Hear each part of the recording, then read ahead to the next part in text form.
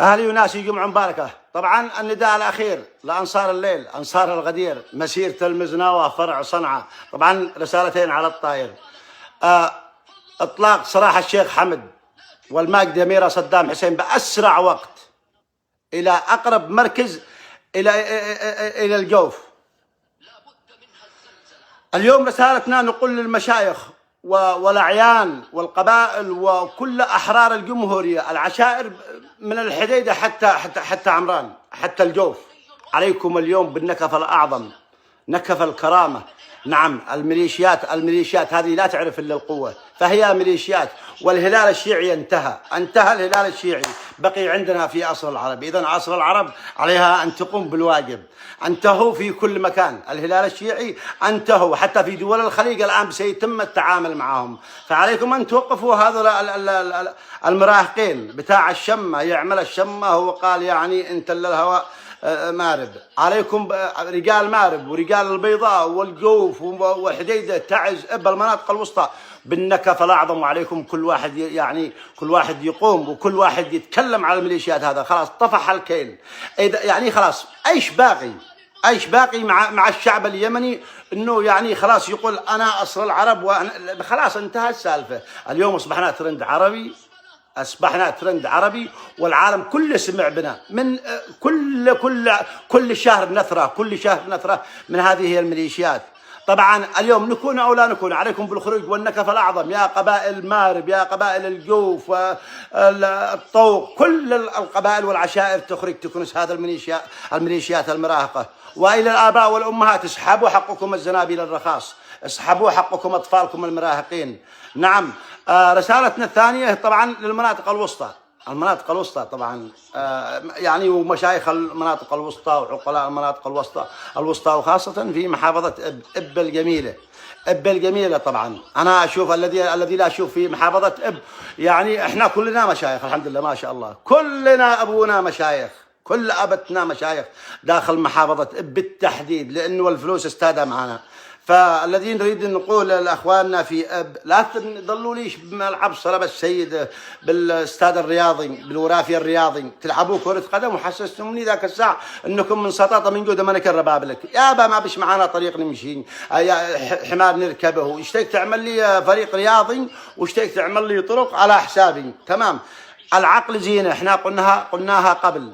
أنا هذا مش عملي أجي أصلح لك طرق وأصلح لك كهرباء ومشاريع مياه وأجي أطلعها لك يعني كذا، لا، في كل العالم وفي الوطن العربي خاصة. هل في الوطن العربي الشعب لا يصلح طرق أو لا يصلح مشاريع ماء؟ لا، بس عندنا فقط عندنا خاصة في محافظة إب. المهم يعني نصلح الملعب الرياضي ونصلح الطرق ونصلح كل حاجة. المهم وكلنا مشايخ ونص المشايخ حقنا بالثلاجات. الميليشيا العقائدية المجوسية ما يعني لم تطلق معانا آلاف في محافظة إب والمناطق الوسطى، والكل رأى يعني طلعوا 20 واحد قتلوهم من الحديدة راعي مثلك حق الزراني يقدر يرعوا الإبل، قالوا الصماد وهم قتلوا الصماد. هم الجماعة ذولا اليوم هانت كل الشرفاء. أخذوا بميرة صدام حسين الذي كان حارس، يعني حارس الشرق الأوسط كلها، أسد بغداد بن صدام حسين.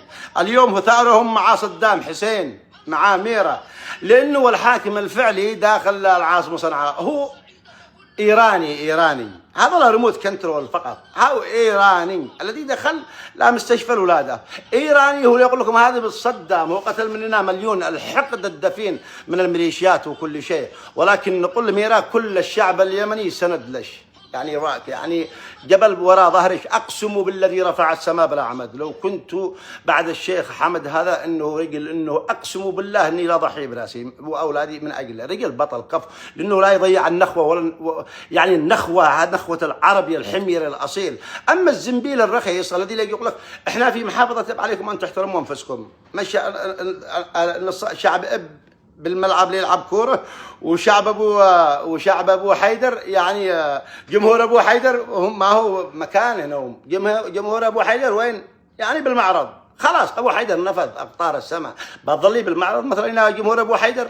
يعني بتظلي بدون زواجه، بتظلي بدون مدارس، بتظلي بدون حريه، بتظلي بدون كرامه. طبعا ورسالتي للامه اليمنيه اجمع، بس احنا في محافظه اب جار علينا الجور وعلينا اقصاء من منهج، والكثير من العقال والمشايخ هم الذي يهانونا ويريدوا يركعونا رغم عن انفنا، وعلى راسهم عبد الواحد صلاح الذي يعرفه من عمري وعاد عمري من 60 سنه وانا القاه يعني بلنباع المحليه ويشتي يعيش يعني لما يعني 3 مليون سنة. أنت صاحي يا عبد الواحد صلاح الذي يريد نقول لأخواننا المغتربين بلد ما بيشبه كرامة. أقول لك بزوا ميراث صدام حسين المجيد، الشيخ صادق باشعر، مشايخ محافظة اب، مشايخ المناطق الوسطى. اليوم احنا في المناطق الوسطى 18 مليون اب تعز الحديدة.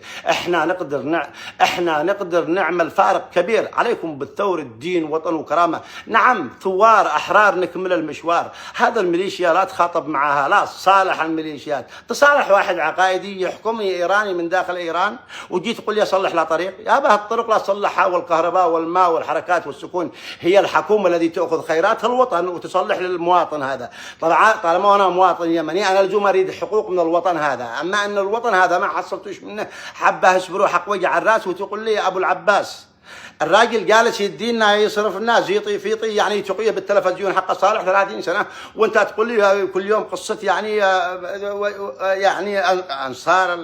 انصار المثعه، انصار كربلاء، احبلاء انصار كربلاء. هذول ما يعرفوا، هذول درسوا بالقم، درسوا بايران. ماذا تتوقعوا؟ هذول هم انصار القران الذي يطلع رجال تطلع الشوارب تطلع امامهم بالنهار وبالاخير يقول لك يمكنوا لك عصابات وما اعرف ويش، مثل ما تابعوا الشيخ صادق باشعر على صنعاء كلها للنوم من اب.